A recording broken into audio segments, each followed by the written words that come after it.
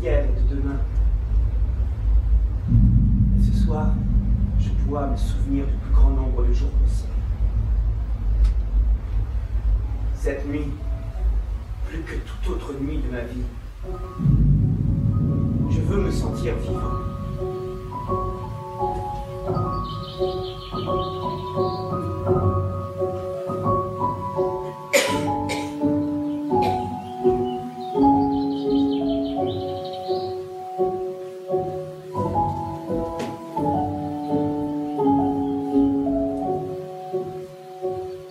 Charlie me conduit à l'école en me tenant par la main, parce qu'il sait que je ne veux pas y aller.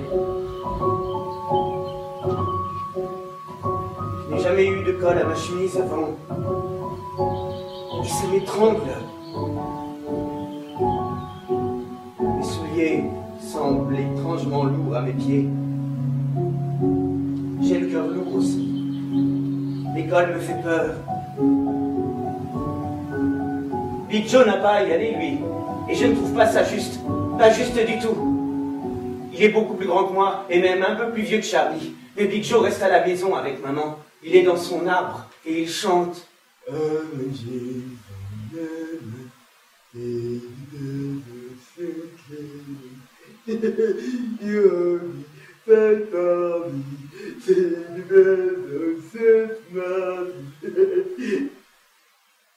rit tout le temps. Si seulement je pouvais être aussi heureux que lui. Si seulement je pouvais rester à la maison comme lui. Je ne veux pas aller avec Charlie. Je ne veux pas aller à l'école. Charlie voit mes yeux remplis de larmes. Comme il a 3 ans de plus que moi, il sait tout sur tout. Il a tout fait. Tu veux que je te porte sur mon dos, Tomo?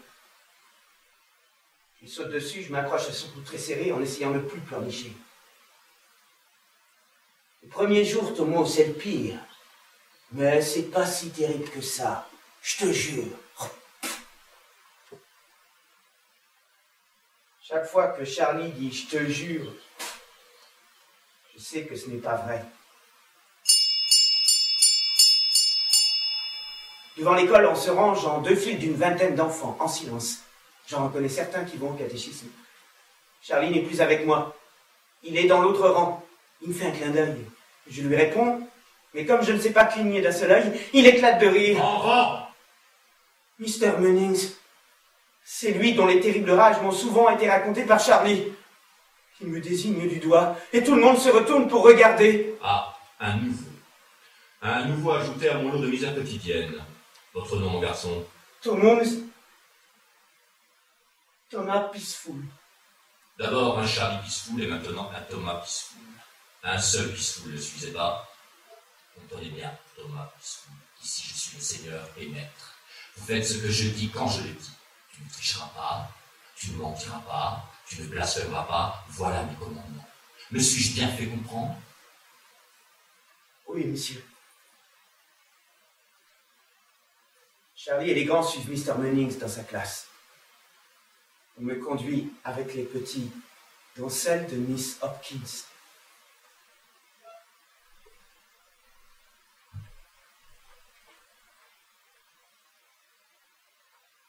Thomas, vous prendrez place ici, là, à côté de Molly. Vos lacets sont défaits, nouez-les, sinon vous allez trébucher. Je sais pas, Miss. Je sais pas n'est pas une expression en usage dans ma classe, Thomas Peaceful. Nous devrons simplement apprendre à nouer nos lacets. Apprendre, voilà la raison de notre présence à tous ici, Thomas Peaceful. Montrez-lui Molly. Molly est la jeune fille la plus grande de ma classe, elle vous aidera.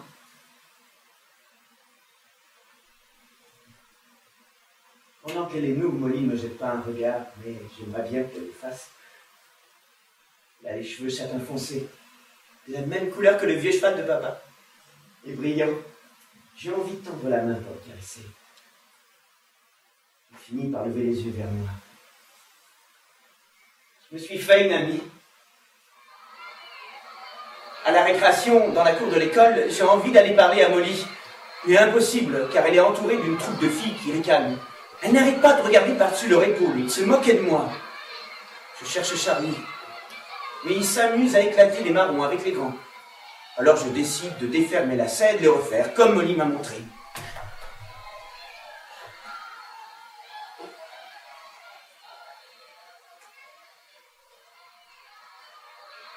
J'essaie encore et encore.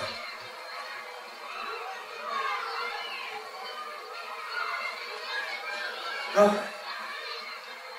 ils sont pas très bien faits, pas très serrés, mais j'ai réussi. À l'autre bout de la cour, Molly me regarde et me sourit. À la maison, nous autres, les garçons, on ne porte jamais de souliers, sauf le dimanche. Papa, lui, avait toujours de grands souliers ferrés, ceux qu'il portait quand il est mort. Dans la forêt, papa était en train d'abattre un arbre à la hache. Il poussait des gémissements et des grognements à chaque coup porté. Au début, j'ai cru qu'il ne faisait que gémir un peu plus fort, mais j'ai fini par comprendre que le bruit venait de beaucoup plus haut dans les arbres. Je lève les yeux, le grand arbre se balance et craque, alors que tous les autres arbres sont calmes et silencieux. Je reste là, ahuri.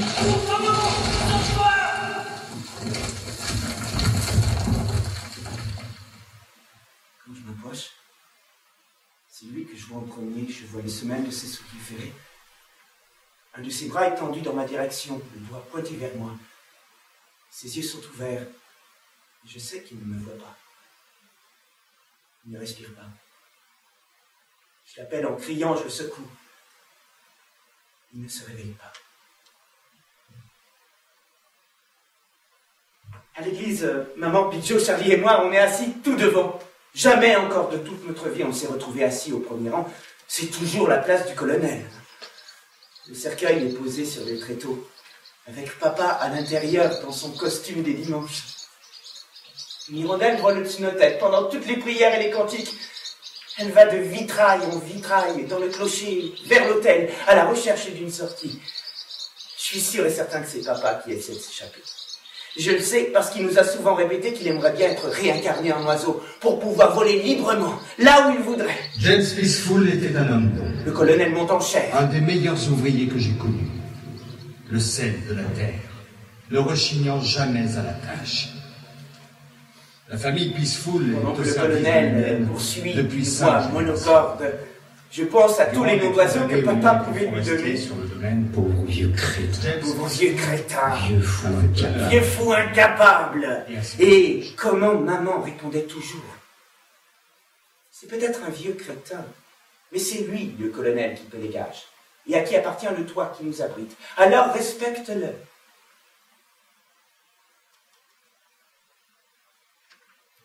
Au cimetière, nous quittons la tombe, le bruit de la terre résonne sur le cercueil derrière nous. Il a tenté de me sauver. Si seulement j'avais couru, il ne serait pas mort à présent. Une seule idée m'obsédait. J'avais tué mon propre père.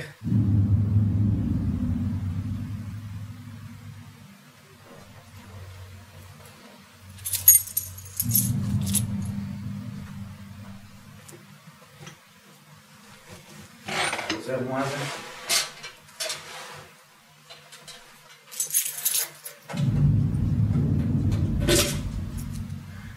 Je ne veux pas manger du ragoût ou des patates. D'habitude, j'aime le ragoût. Mais j'ai pas faim. Pas maintenant. Pidgeot mangeait plus que nous tous réunis. Du pâté aux pommes de terre, du fromage et des légumes au vinaigre, du ragoût et des quenelles, du pudding au pain beurré. Tout ce que maman préparait, il se le fourrait dans la bouche et l'engloutissait. Tout ce que Charlie et moi on n'aimait pas, on le poussait dans son assiette dès que maman avait le dos tenu. Quand on est devenu grand, maman nous a raconté que Pidgeot avait failli mourir à sa naissance. Une méningite lui avait dit le docteur à l'hôpital des lésions cérébrales. On lui avait dit qu'il ne survivrait pas et que si c'était le cas, il ne serait pas capable de grand-chose. C'est à cause de Pidgeot que j'ai eu ma première bagarre.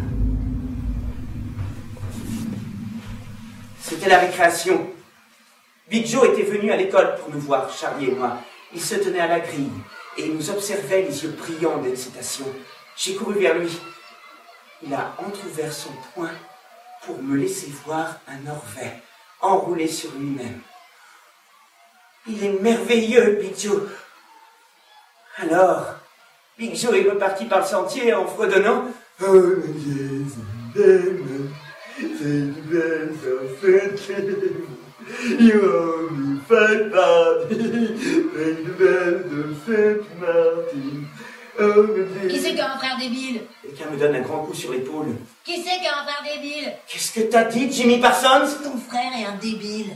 Ton frère est un débile. Je fonce sur lui en hurlant, mes poings battant les airs sans réussir à porter aucun coup. Alors, il me frappe en plein visage et m'envoie valser par terre. Et il s'acharne en me rouant de coups de pied. Et puis soudain, il s'arrête. Je lève les yeux. Charlie l'a saisi par le cou et le pousse par terre. Tous les deux roulent. Les coups de poing volent, les jurons aussi. Toute l'école nous a rejoints pour assister à la bagarre. Les cris d'encouragement fusent. Vas-y, Charlie! Vas-y, Charlie! Vas-y! Vas-y, Charlie!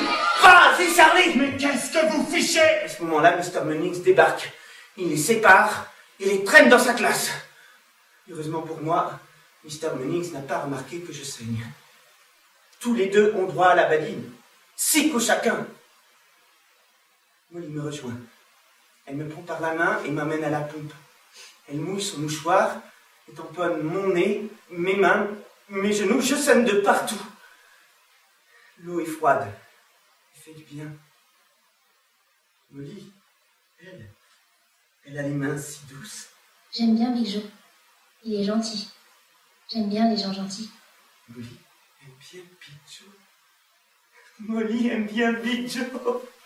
Molly aime bien Big Joe. C'est à ce moment précis que j'ai su que j'aimerais Molly jusqu'à la fin de mes jours. Plus tard, Charlie revient dans la cour en remontant son pantalon, souriant sous le soleil. Jimmy recommencera plus. Je l'ai tapé là où ça fait mal, dans les couilles. Tout va bien, Tomo? Il me fait un peu mal, Charlie. Ouais, et ben moi, c'est mon derrière. Ça nous a tous fait marrer. À la maison, sans papa, vous mangez pas tous les jours à notre faim. On essayait de joindre les deux bouts, mais à part des patates, on n'avait pas grand-chose à se mettre sous la dent. Alors Charlie a eu l'idée d'aller braconner. Et comme à ce moment-là, avec Molly, on était devenus les meilleurs amis du monde, elle nous accompagnait. Dès que le jour tombait, ou juste avant le lever du soleil, on traversait les terres du colonel et on entrait dans les bois pour pêcher dans sa rivière. Molly et moi, on faisait le guet pendant que Charlie posait les pièges et les filets. On se débrouillait bien. Ça nous a permis d'attraper des tas de lapins, quelques truites, et une fois, un saumon de 14 livres. Au moins, à partir de là, on avait de quoi accompagner les pommes de terre. Comme ils étaient tous les deux plus vieux que moi, Molly avait 2 ans de plus, Charlie 3. Ils étaient toujours plus rapides. Des fois, je me disais que s'ils me distançaient autant, c'était pour pouvoir se retrouver seul. Alors je pleurnichais et ils me laissaient aussitôt les rattraper. Mais le mieux, c'était quand Molly revenait parfois me chercher en courant par la main. On dévalait la colline en direction du ruisseau. On ôtait nos souliers pour libérer nos pieds endoloris et on s'asseyait là, sur la berge, tortillant nos orteils dans l'eau fraîche. Puis on remontait le courant, pataugeant dans la boue qui suintait entre nos doigts de pied. J'adorais ça, la boue. Son odeur, la sensation qu'elle procurait, et faire le fou dedans. Quelquefois, on allait nager dans l'étang bordé de saules. L'eau y était sombre, profonde et mystérieuse, et personne n'y venait jamais. Une fois, Molly a mis Charlie au défi d'ôter tous ses vêtements. Et à ma grande surprise, il l'a relevé. Et Molly aussi l'a fait. Et tous deux ont couru tout nus dans l'eau en criant. Ils m'ont appelé pour que je les rejoigne. Et j'ai pas voulu. Pas devant Molly. Je me suis assis sur la berge et je me suis mis à bouder. Je les observais s'éclabousser et rire. Je les enviais tellement. Finalement, ils m'ont persuadé. Molly, dans l'eau jusqu'à la taille, se cachait les yeux avec ses mains. Allez, viens, Tomo. Je regarderai pas, promis. Je me suis déshabillé et je me suis précipité dans l'eau tout en me cachant au cas où Molly regarderait entre ses doigts. À la fin, Molly est allée se rhabiller derrière un buisson et nous a dit de ne pas regarder. Mais on l'a pas écouté. C'était la première fille que je voyais sans rien du tout. Elle était très mince et blanche. Elle essorait ses nappes comme du linge mouillé. Je veux que demain n'arrive jamais parce que ce sera jamais aussi bon qu'aujourd'hui. Elle a ramassé une poignée de cailloux au fond de la rivière. Je vais lire l'avenir. J'ai vu des gitans le faire. Les pierres racontent que tous les trois, on restera toujours ensemble. Pour l'éternité. Elles disent qu'aussi longtemps qu'on sera réunis, on sera chanceux et heureux. C'est écrit dans les pierres. Nos destins sont liés.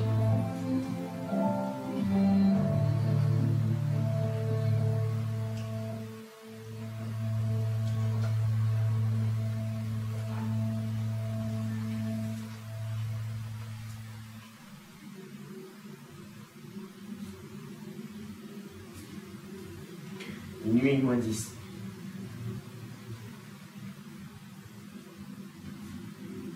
Je suis pas sûr d'avoir un jour vraiment cru en Dieu. Même quand j'allais au catéchisme. À l'église, je regardais le vitrail qui représentait Jésus cloué sur sa croix. J'étais désolé pour lui, parce que je sentais bien que c'était cruel et qu'il devait souffrir le martyre. Mais je n'ai jamais compris pourquoi Dieu, qui était censé être son Père, dans sa toute-puissance, les avait laissés faire des choses pareilles. L'avait laissé souffrir autant.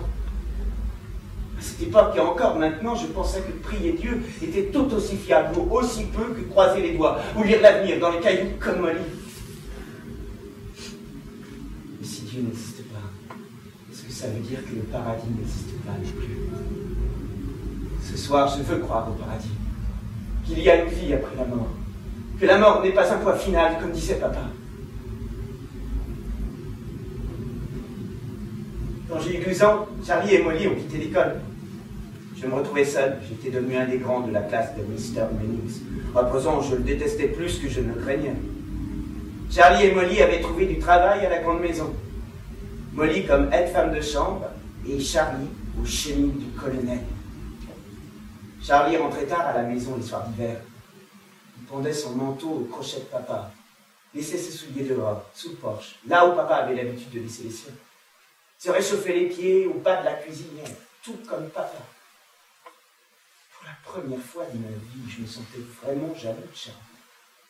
Moi aussi, je voulais mettre mes pieds dans le four, rentrer à la maison après un travail à moi et gagner de l'argent, comme Charlie. Mais plus que tout, je voulais que notre trio soit à nouveau réuni, que tout soit comme avant. Et tout finit par changer. La seule fois où je voyais Molly, c'était le dimanche. Elle se montrait aussi gentille qu'avant, presque trop gentille, plus comme une mère qu'une amie. Elle s'était coupé les cheveux plus courts, ses nattes avaient disparu. Elle n'avait plus du tout la même allure. Molly n'était plus une petite fille. Un jour, Charlie a eu une sérieuse dispute avec le colonel et a quitté son emploi à la grande maison. Il a trouvé du travail à l'autre bout du village, chez le fermier Cox. Je le voyais encore moins qu'avant. Et Molly, elle, on ne la voyait plus du tout. Elle avait soudain cessé de venir. Alors Charlie m'a envoyé porter un mot à sa chaumière. La mère de Molly m'a reçu à la porte. « Va-t'en! Va-t'en! C'est compris? On ne veut plus qu'un peaceful mette les pieds ici. On ne veut pas que vous embêtiez Molly. D'ailleurs, elle ne veut pas te voir. Oust! » Je me suis éloigné, le mot de Charlie en poche. Quand j'ai risqué un coup d'œil en arrière, Molly me faisait signe de sa fenêtre. Elle articulait quelque chose d'incompréhensible en montrant la colline près du ruisseau. J'ai couru là-bas et j'ai attendu. Molly m'a rejoint bientôt, dans tous ses états. Le colonel est venu à la maison. Il a dit à maman et papa qu'il avait renvoyé Charlie parce qu'on disait qu'on se fréquentait trop et que c'était pas convenable. Ils me défendent de voir Charlie ou aucun de vous. Je suis tellement malheureuse, Tomo. Je déteste aller à la grande maison sans Charlie, mais je déteste aussi être chez nous. Elle s'est penchée Il m'a embrassé, elle m'a serré dans ses bras et a sangloté comme si son cœur allait se rompre. Il faut que je voie Charlie. Il manque tellement. Ce n'est qu'à ce moment-là que je me suis souvenu de lui donner la lettre. Elle a déchiré l'enveloppe et l'a lu aussi sec. Réponds-lui que oui. Oui, c'est d'accord. C'était la première d'une longue série de lettres que j'ai transmises de Charlie à Molly et de Molly à Charlie durant les semaines et les mois qui ont suivi. J'étais le facteur. Molly et moi, on se retrouvait presque tous les soirs pour échanger les lettres près du ruisseau, au même endroit. On s'asseyait pour parler de précieuses minutes. Et souvent, la pluie traversait le feuillage. Un jour, le vent a soufflé si violemment que j'ai cru que les arbres allaient nous tomber dessus. Alors on a couru à travers la prairie et on s'est creusé un terrier dans une meule de foin. Et on est resté assis là, à frissonner comme deux lapins effrayés. C'est à l'abri de la meule que pour la première fois j'ai entendu parler de la guerre. En attendant, à la maison, on s'apprêtait à essuyer d'autres bombes. Charlie et moi, on avait fait les foins chez le fermier Cox. J'ai travaillé avec Charlie à présent. J'avais laissé tomber l'école, Mr. Minutes. J'avais pensé entrer au service du colonel. 5 générations de Peaceful. 6, en comptant Charlie, l'avaient fait avant moi. Et la tentation était grande de travailler avec Molly. Mais je savais bien que je voulais travailler aux côtés de Charlie plus que tout au monde. Donc on avait fait les foins chez le fermier Cox. Les bus volaient au-dessus de nos têtes à longueur de journée. Les hirondelles rasaient les herbes fauchées, comme si papa avait l'œil sur nous. On était rentrés à la maison, plus tard que d'habitude, sale et mort de faim. Maman était droite comme un i sur sa chaise. Elle cousait. Molly était là, en face d'elle. Une valise en cuir était posée sur le rebord de la fenêtre. Quoi? Qu'est-ce qu'il y a? Molly est restée silencieuse. Maman a parlé à sa place. Elle a été mise à la porte. Le colonel, ses parents l'ont mise à la porte et c'est ta faute, Charlie. Charlie semblait troublé. Qu'est-ce qui s'est passé? Qu'est-ce qu'il y a? Molly a secoué la tête. Charlie a regardé maman. Maman a regardé Charlie. Ce qu'il y a, Charlie, c'est qu'elle attend un enfant de toi. Voilà ce qu'il y a.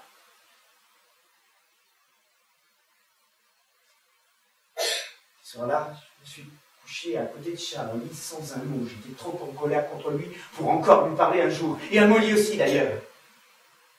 Alors c'est Charlie qui a pris la parole. On n'a pas fait que s'écrire tout le monde, tu sais.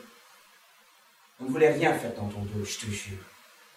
On ne voulait pas te faire de la peine non plus, parce que tu l'aimes, tout le monde, n'est-ce pas? Bien moi aussi, je l'aime. Je suis amoureux d'elle. Toujours ami.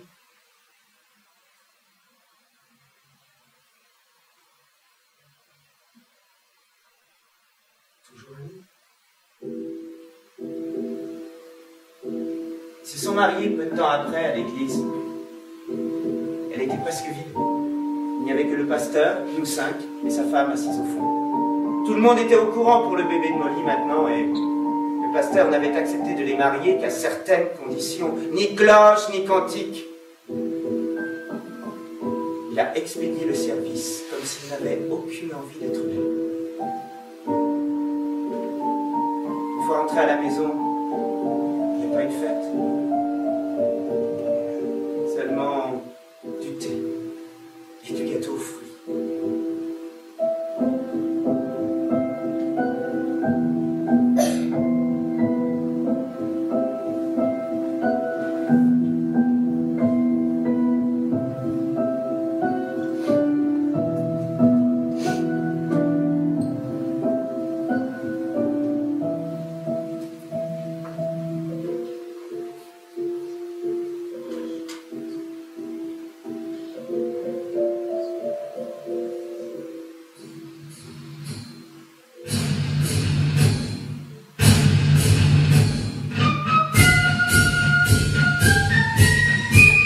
Que je me suis retrouvé confronté à la guerre. C'était un matin où j'effectuais une livraison au marché de Hadley. Derrière la fanfare, il devait bien y avoir une douzaine de soldats magnifiques dans leur uniforme écarlate. Ils sont passés devant moi. Leurs bras se balançaient en cadence. Les boutons étaient bien polis et les brodequins reluisants. Les baïonnettes resplendissaient dans les rayons du soleil. Les enfants les accompagnaient au pas. Certains portaient des chapeaux en papier, d'autres des bouts de bois sur l'épaule.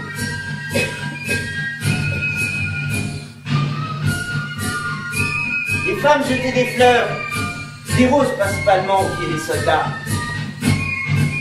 Tout le monde les suivait.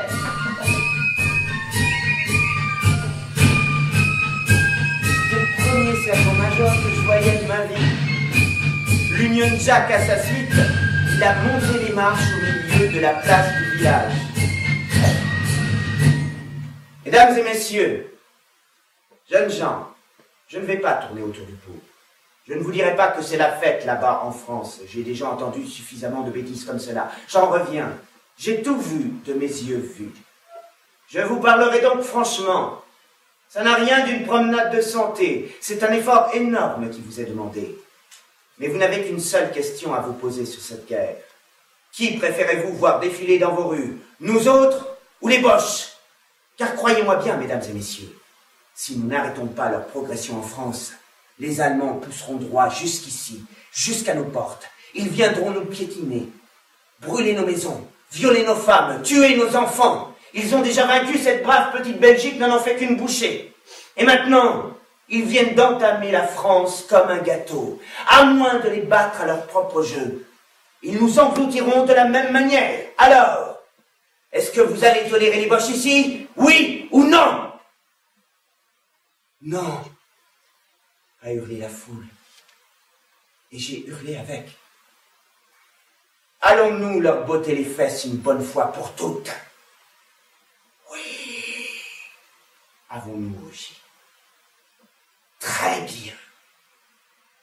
Alors nous allons avoir besoin de vous. Votre roi a besoin de vous.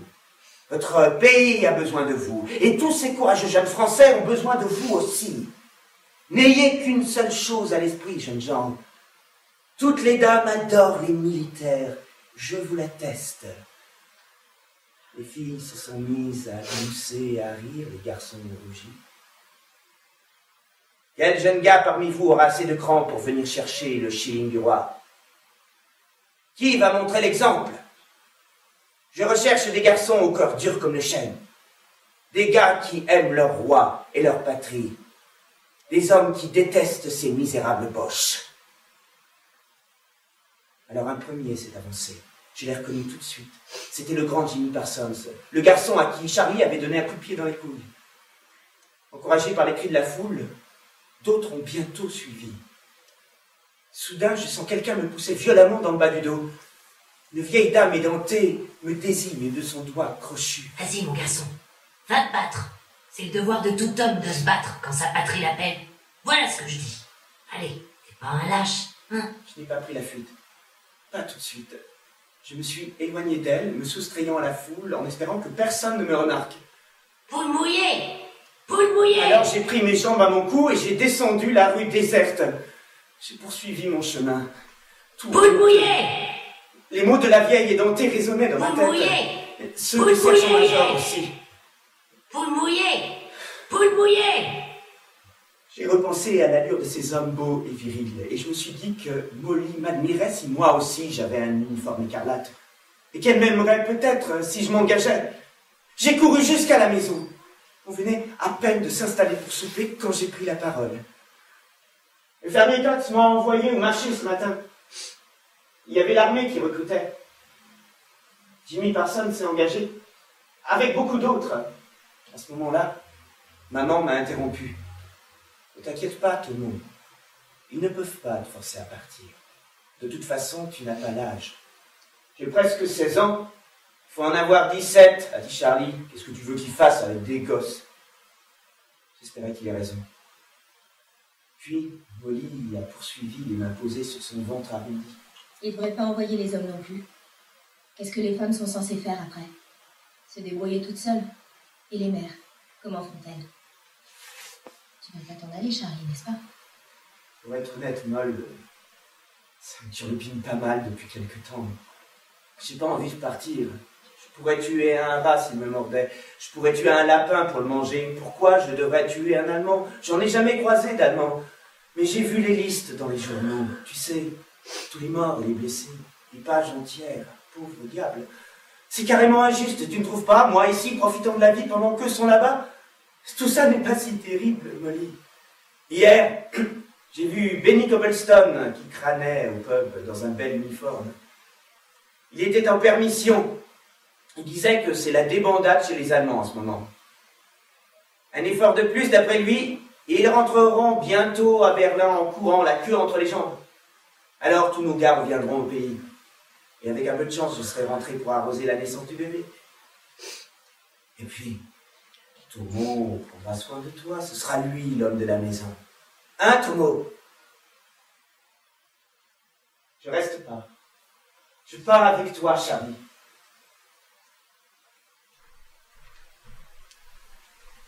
J'aimais tout ce que je connaissais. Ce que je connaissais, c'était ma famille, Molly, et la compagne qui m'avait vu grandir. Je ferai tout ce que je pourrais pour protéger les gens que j'aime, et tout ça avec Charlie.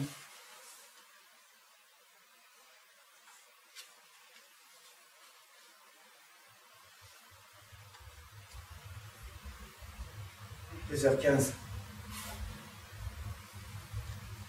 Non, je n'ai pas sommeil.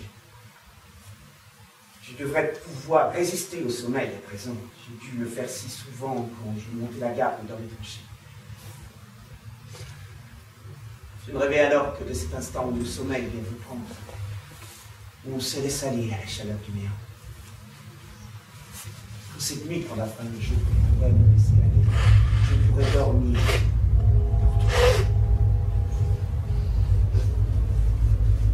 À Exeter, devant le sergent recruteur de la caserne, je me suis tenu aussi droit que possible et j'ai laissé Charlie parler pour nous deux. Je m'appelle Charlie Peaceful et lui, c'est Thomas Peaceful. On est jumeaux et volontaires. Date de naissance? 5 octobre 97. Tous les deux? Bien sûr, sauf que j'ai 1 heure de plus que lui. Et voilà. Aussi facile que ça. On était engagés.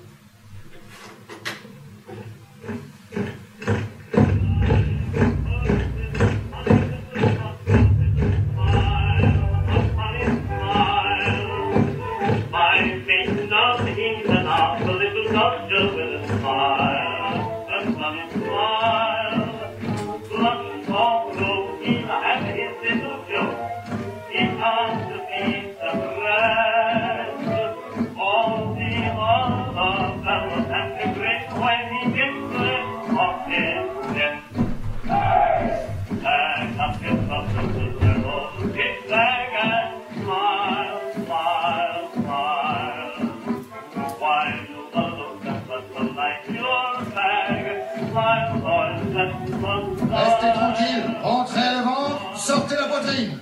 Peaceful, regardez droit devant, espèce d'horrible nabo. Le nez dans la boue, Peaceful, voilà votre place, vilain ver de terre. L'horrible sergent Hanley, comme on le surnommait.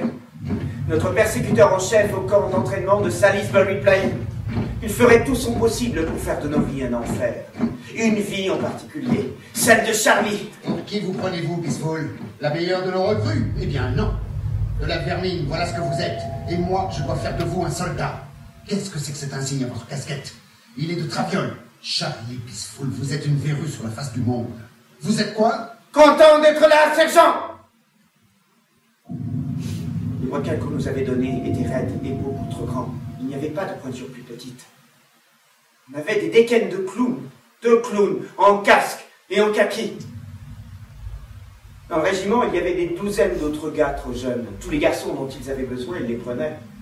Les plus vieux me taquinaient parfois à propos de mon jeune âge, mais dès que Charlie leur lançait un petit regard, ils s'arrêtaient. Et puis le sergent a commencé à s'en prendre à moi. Un matin, on était en exercice au garde à vous, quand le sergent m'a arraché mon fusil. Il est sale. On connaissait tous la punition. 5 fois le tour du champ de manœuvre, au pas de course, le fusil au-dessus de la tête. Après 2 tours à peine, je n'arrivais plus à soutenir mon fusil. Toutes les fois que vous laisserez retomber ce fusil, Peaceful, vous recommencerez du début. 5 de plus, Peaceful. J'entends quelqu'un crier. Charlie a rompu les rangs. Il se précipite sur Hanley et hurle tout ce qu'il pense de lui. On a attaché Charlie à la roue d'un canon. Punition de campagne numéro 1, comme a dit le général de brigade. Le soldat Peaceful s'en tire plutôt bien. L'insubordination en temps de guerre pouvait être considérée comme de la mutinerie, et la mutinerie, passible de mort, au peloton d'exécution. En passant à côté de lui, Charlie m'a souri. J'ai essayé de lui sourire à mon tour, mais j'ai pas réussi. Pour moi, Charlie était comme Jésus, cloué sur sa croix à l'église Saint-James, taille de Seine.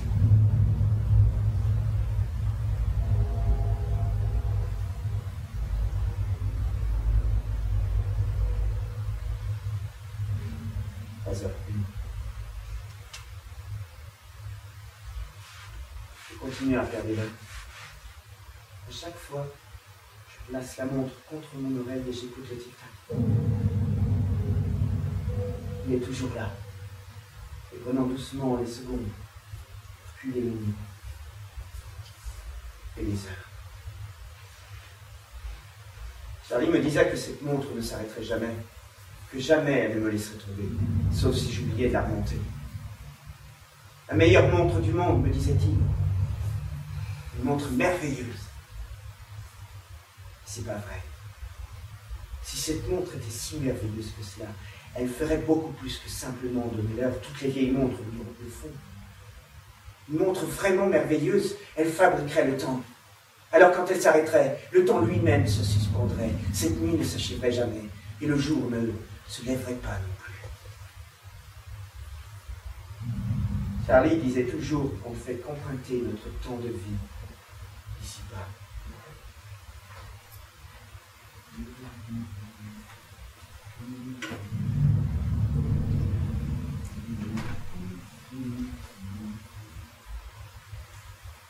Oranges and lemons, pay the bells of St. Clements.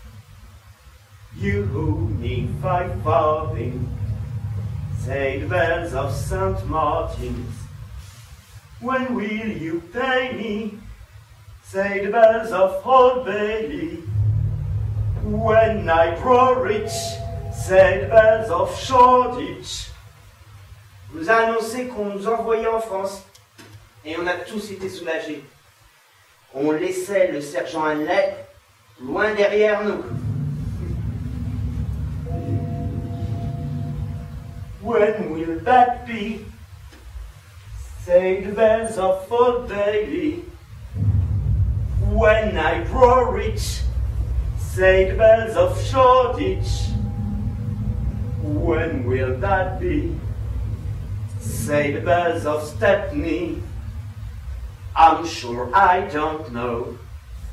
Say the great bells of Bow. Here comes a candle to light you to bed. On n'est pas resté longtemps en France. On s'est mis en marche vers la Belgique. Here comes a candle to light you to bed. And here comes a chopper to chop off your head.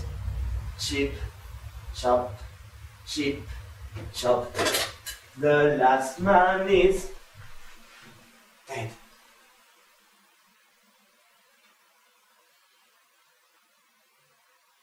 Quand on arrive au camp, on nous autorise une permission d'un soir dans le village le plus proche. On va dans un estaminet, un genre de pub où on sert la meilleure bière et les meilleurs œufs frites du monde. On s'en met plein la lampe. Une fille là-bas qui débarrasse les assiettes d'une souris. C'est la fille du patron. Un homme très bien habillé, rond et jovial, comme le Père Noël, mais sans la barbe. Difficile de croire qu'elle est sa fille. Elle lui est en tout point opposée. Elle a l'air d'un elfe. Elle est si délicate. Charlie et moi, on boit plus que de raison. C'est la première cuite de ma vie et je suis fier de moi. On rentre au camp en titubant et on s'effondre dans nos lits.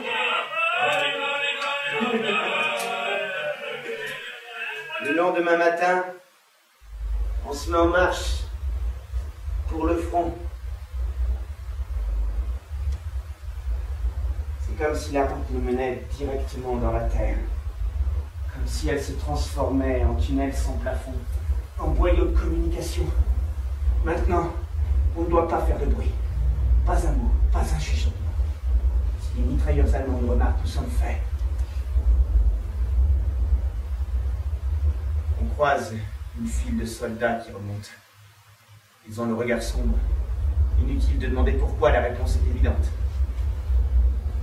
Enfin, on découvre notre abri. La marche a été longue, il faisait froid. Tout ce dont j'ai besoin, c'est d'une tasse de thé sucré bien chaud et d'un bon somme, mais avec Charlie, on doit monter la garde.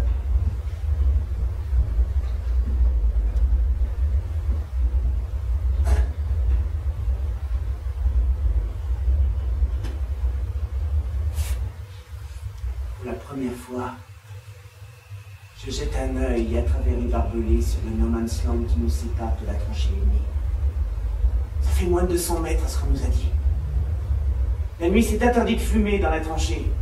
Sauf si on veut qu'un tireur vise le bout rouge de la cigarette et vous mette une balle en pleine tête. La nuit est calme pour le moment. C'est une nuit idéale pour braconnage, Tomo. Tu ne crois pas? Soudain, notre artillerie lance un obus dans leur tranchée. Ils nous répondent à pareil.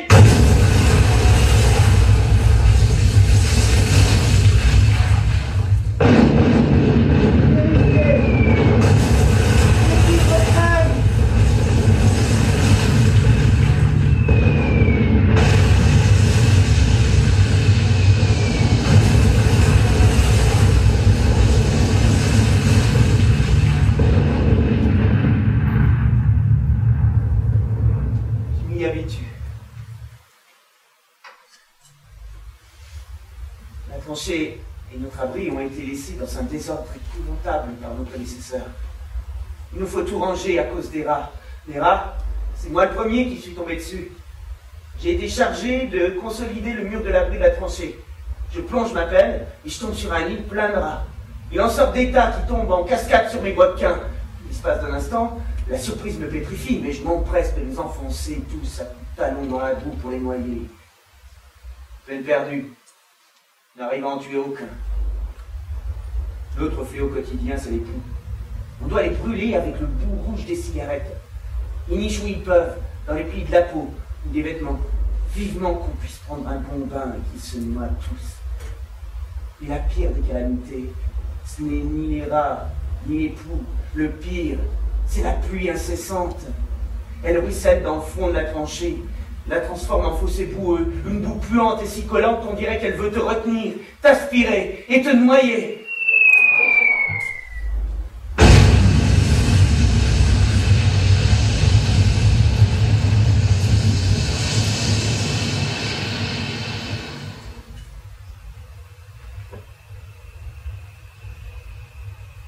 Charlie, c'est celui qui nous rassemble. Un peu comme le grand frère de tout le monde. Et comme moi je suis son vrai frère, j'aurais pu avoir l'impression de vivre dans son ombre, mais pas du tout. C'est dans sa lumière que je vis.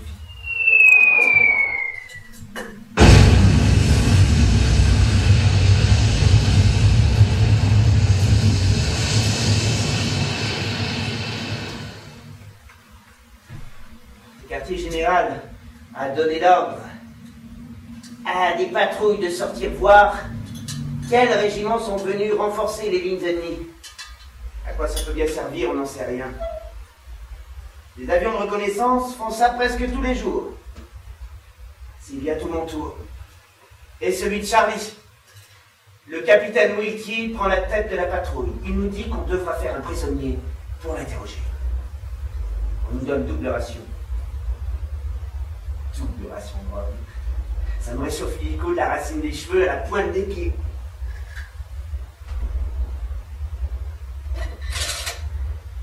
Au signal donné, on escalade le mur et on se met à ramper à travers les barbelés. On avance comme des serpents, ventre à terre. Ça nous prend une éternité pour traverser le No Man's Land. je finis par me demander si on va enfin tomber sur leur tranchée. On glisse dans un trou d'obus et on y reste un moment. Maintenant, on peut même entendre les Fritz parler, rire et écouter de la musique. On est proche maintenant. Tout proche. J'ai pas peur. Je suis simplement excité, comme si j'étais en train de braconner avec Charlie. Je suis concentré, prêt à faire face au danger. Enfin, on aperçoit les fils de fer droit devant. On se faufile par une brèche et on se laisse glisser dans la tranchée. Elle a l'air déserte. Mais on entend toujours les voix et la musique. Je remarque que la tranchée est beaucoup plus profonde que la nôtre et qu'elle est construite beaucoup plus solidement. Je serre mon fusil contre moi. Je suis Charlie dans la tranchée et je me plie en deux comme tout le monde. Soudain, un Allemand sort d'un abri. Pendant un quart de seconde, personne ne bouge, ni les Boches, ni nous. On reste là, simplement, à se regarder. Puis il pousse un cri et retourne dans l'abri.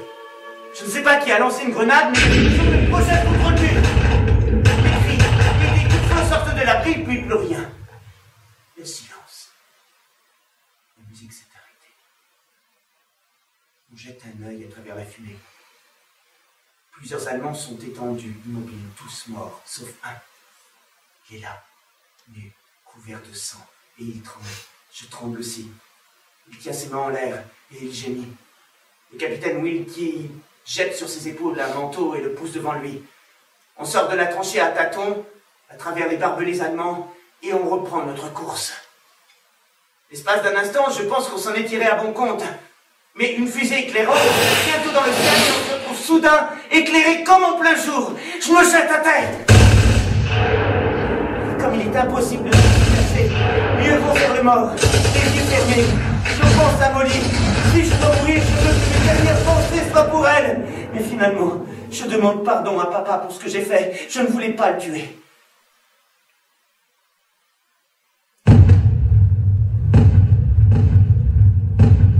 Nous attendons que la lumière baisse.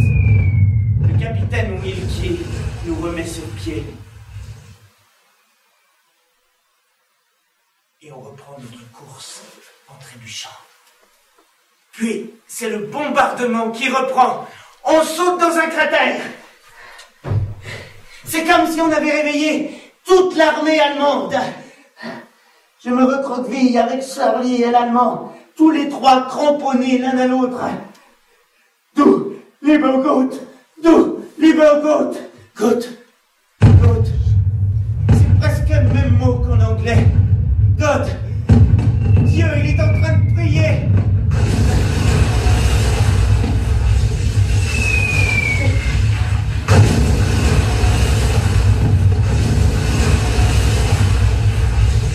Alors on aperçoit le capitaine Wilkie étendu un peu plus haut. Charlie va jusqu'à lui.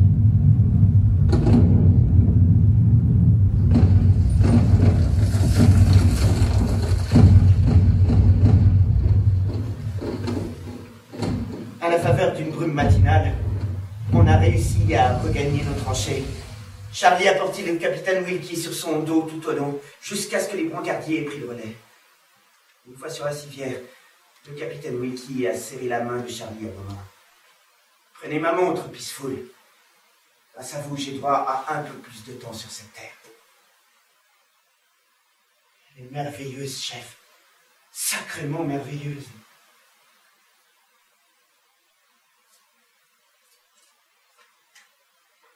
Une autre fois, on nous a envoyés dans le secteur du saillant d'Ypres.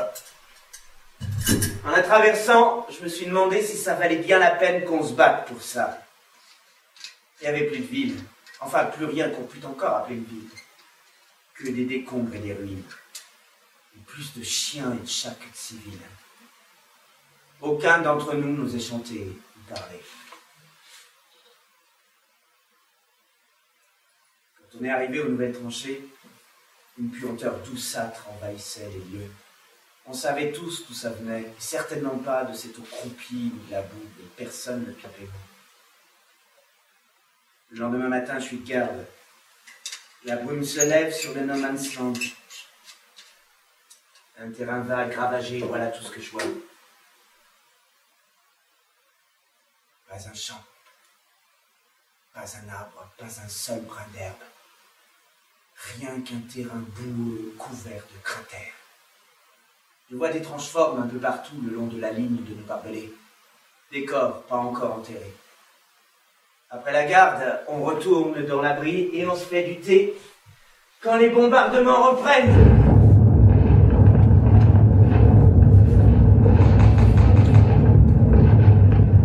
Il dure 2 jours entiers. Les 2 jours les plus longs de ma vie. Impossible de parler. Impossible de penser. Quand j'essaie de dormir, je vois cette main pointée vers le ciel, celle de papa, et je me réveille en tremblant. Je pleure comme un gosse. Même Charlie n'arrive pas à me consoler. Tout ce qu'on veut, c'est que ça s'arrête! Même si l'on sait que quand cela cessera, ils débarqueront avec des gaz, des lance-flammes, des grenades, des baïonnettes. Alors, qu'ils viennent. Je veux seulement que cela finisse une bonne fois pour toutes.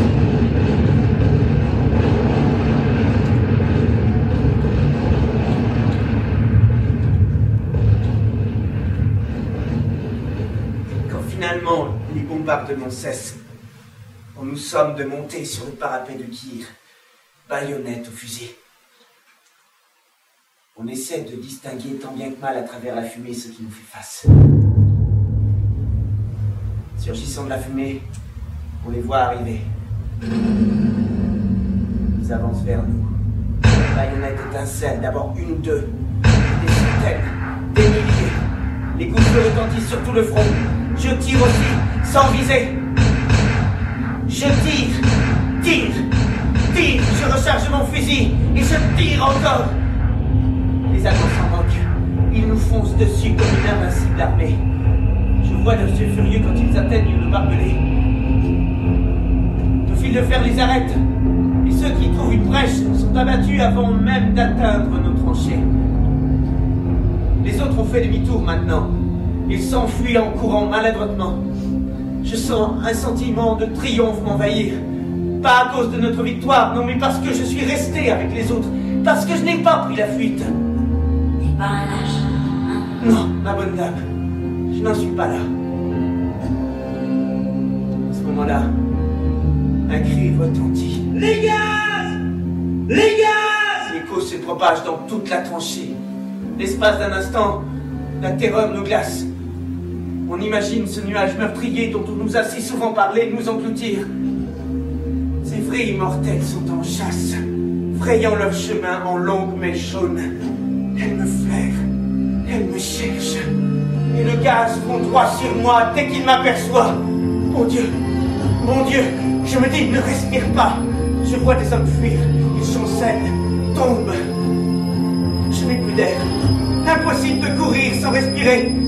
À moitié aveuglé par le masque, je me fais rebûcher, m'effondre. Je perds mon masque à gaz, je le remets.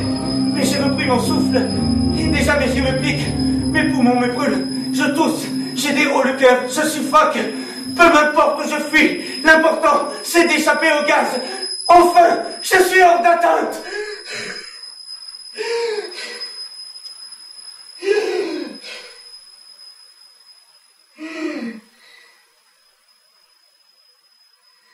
Quand tout devient calme, enfin, je lève la tête. Mes yeux sont troublés, pleins de larmes. Un Boche, avec son propre masque à gaz, est au-dessus de moi. Son fusil pointé sur ma tête. Geh weg, Knab! Va-t'en, gamin! Allez, Tom, et file! Je dois ma survie et de mon être sorti qu'au caprice d'un gentil flic inconnu.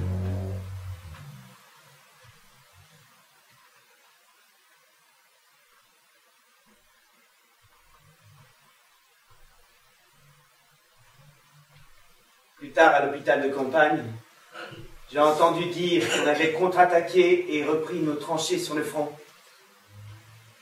Mais, à ce que je pouvais voir autour de moi, le prix payé avait été terrible. Toute cette attaque et tous ces morts pour rien. Rien de gagné ni d'un côté ni de l'autre. On repart à zéro. J'ai fait la queue avec les autres blessés pour voir le médecin. Il a examiné mes yeux, les a nettoyés. Il m'a ausculté. Vous avez de la chance. Vous n'en avez respiré qu'une bouffée. En repartant, je vois les autres. Ceux qui n'ont pas eu autant de chance. Des rangées entières étendues au soleil. Je les connaissais presque tous.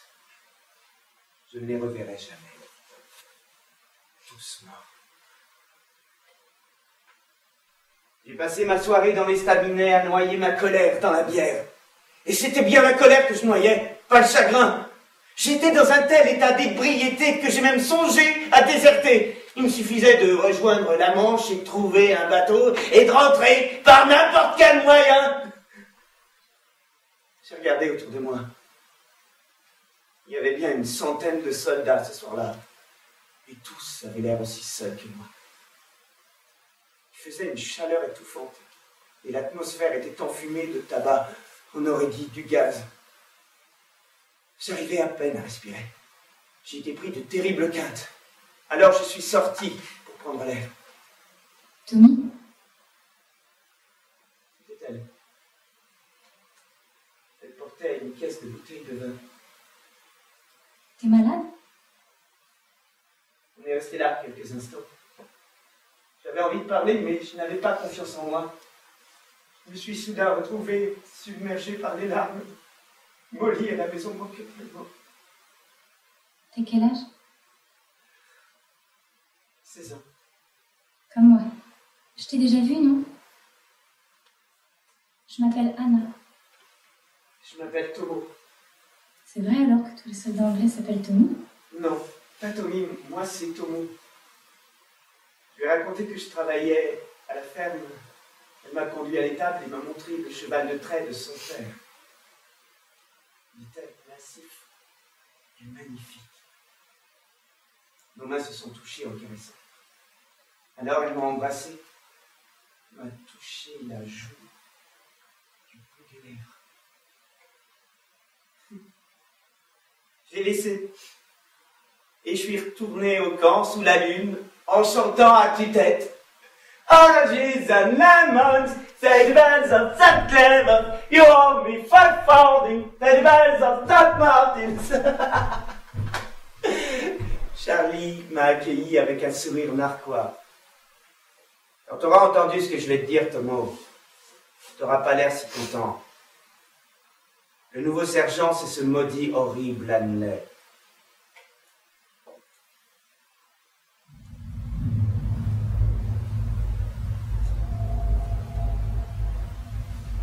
Presque 4 heures.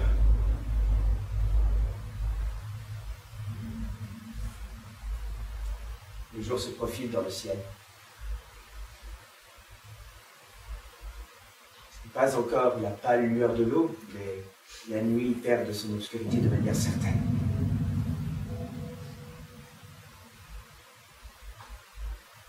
On reçoit plein de lettres au cantonnement.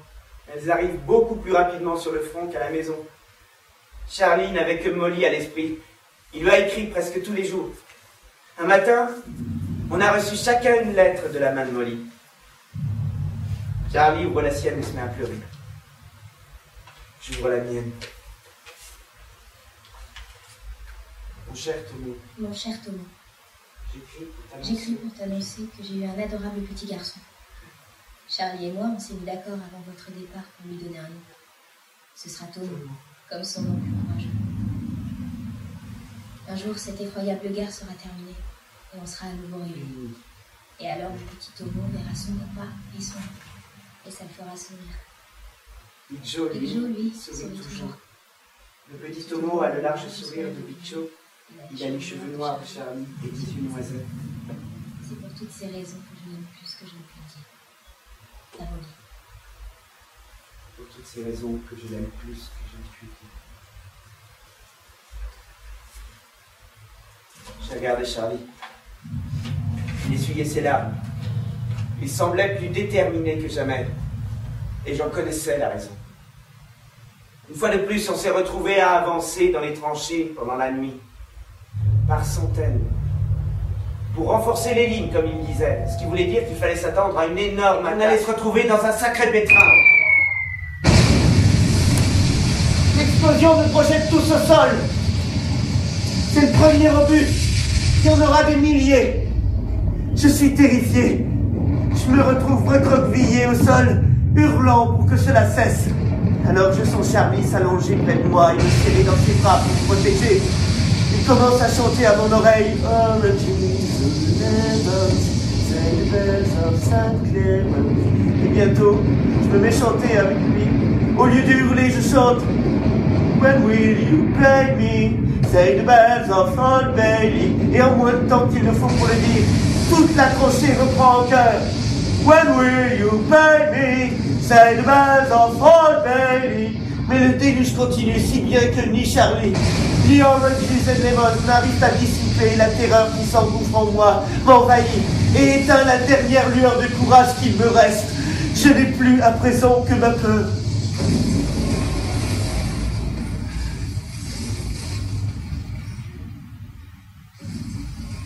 Lorsque les Allemands lancent leur attaque, elle fait bien avant même d'arriver à nos tranchées.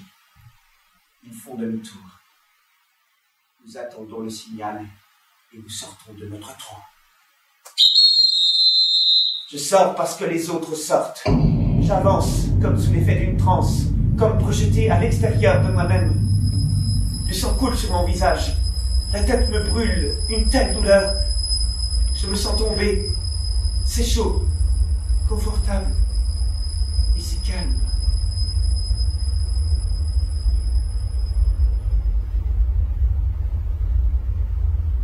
6h moins 25. Plus de 25 minutes. Qu'est-ce que je vais en faire? Comme un bon petit déjeuner? Non, pas ça.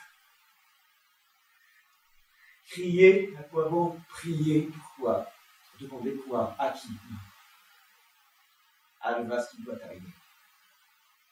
Le maréchal Haig, qui est un peu comme Dieu ici, a signé l'ordre. Haig a confirmé la sentence. Il a confirmé que le soldat Peaceful doit mourir, qu'il sera fusillé pour lâcheté face à l'ennemi à 6h au matin du 25 juin 1916. Le peloton doit s'arrêter son temps. Le bruit sourd d'une mitrailleuse et le hurlement lointain des obus me réveillent. Le sol frémit et tremble autour de moi. Ça doit être la nuit. Je suis au milieu du no man's land, blessé, et je regarde les ténèbres du ciel. Et quand j'essaie de remuer un peu la tête, l'obscurité commence à se craqueler, à me tomber dessus, à remplir mes yeux, ma bouche, mes oreilles. Ce n'est pas le ciel que je regarde, c'est la terre. Je suis enterré vivant. Ils ont dû croire que j'étais mort et ils m'ont enterré. Mais je ne suis pas mort, non. Mes doigts grattent, labourent désespérément le sol. Je sens quelque chose, un autre corps, et j'entends une voix, celle de Charlie. Tomo, Tomo, Tomo, Tomo. On pensait bien t'avoir perdu. L'obus qui t'a enseveli en a tué des dizaines d'autres. Tu as de la chance.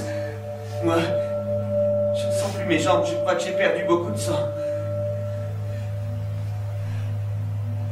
On est où, Charlie?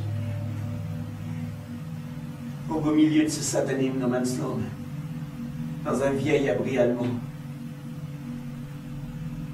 On ferait mieux de rester en place un moment, Charlie, hein?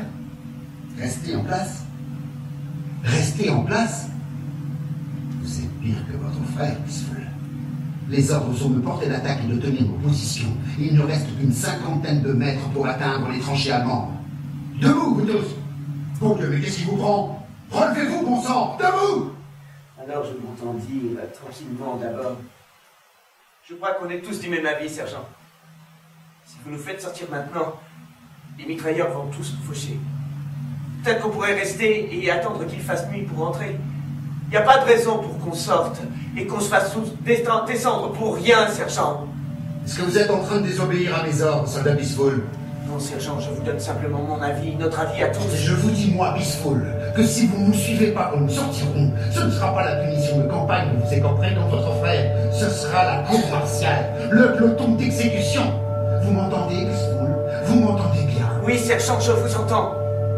Mais voilà, sergent, même si je le voulais, je ne pourrais pas vous suivre. Parce que ça voudrait dire abandonner Charlie derrière moi. Et c'est impossible.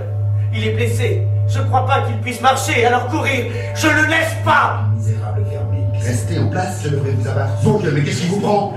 Relevez-vous, bon sang! Debout! Obéir à mes ordres, soldat Peaceful. Et je vous dis, moi, Peaceful, que si vous ne nous suivez pas quand vous sortirez, ce ne sera pas la peine, je devrais vous abattre.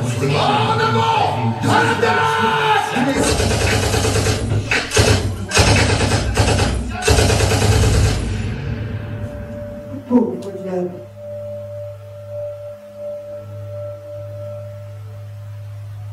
Thomas, je suis pas sûr de m'en sortir. Je voudrais t'offrir ça. C'est une montre merveilleuse. Elle ne te laissera jamais tomber. Si tu la remontes régulièrement, le temps ne s'arrêtera jamais.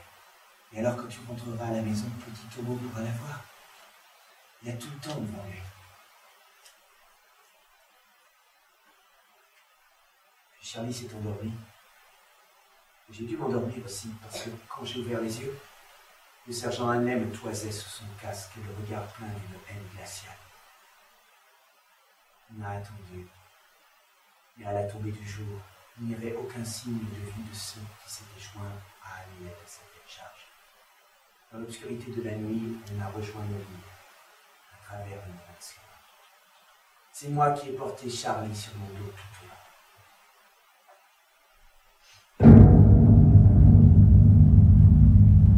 Le procès n'a pas été équitable.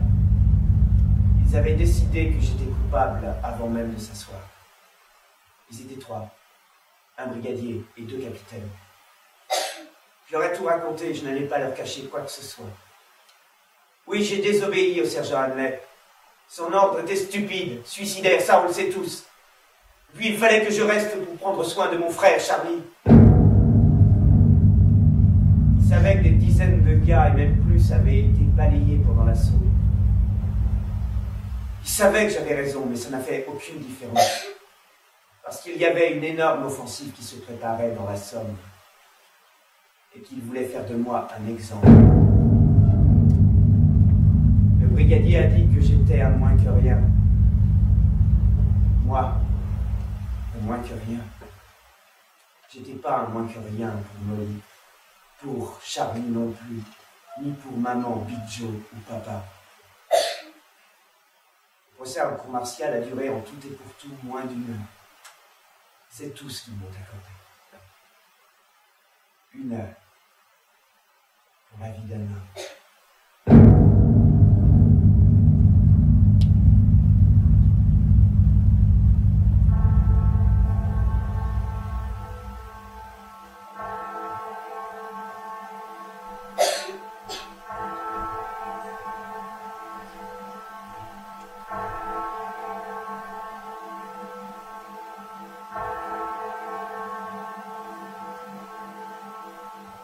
Soldat Peaceful!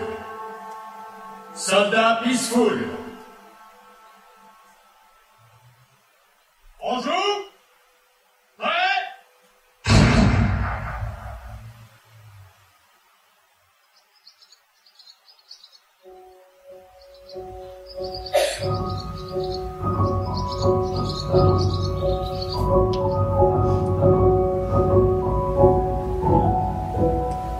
Durant la Première Guerre mondiale, entre 1914 et 1918, plus de 300 soldats des armées britanniques et du Commonwealth, ainsi que 650 soldats français entre autres, furent exécutés pour désertion, lâcheté ou pour l'exemple. Le gouvernement britannique a en 2006, par voie législative, réhabilité ces soldats fusillés. Malgré le discours de Lionel Jospin en 1998, en faveur d'une réintégration dans la mémoire nationale des fusillés pour l'exemple, aucune disposition n'a été prise en ce sens à ce jour. En novembre 2013, François Hollande a demandé qu'une place soit réservée aux fusillés au musée des armées aux Invalides, préférant un geste solennel et symbolique à une réhabilitation des soldats français concernés.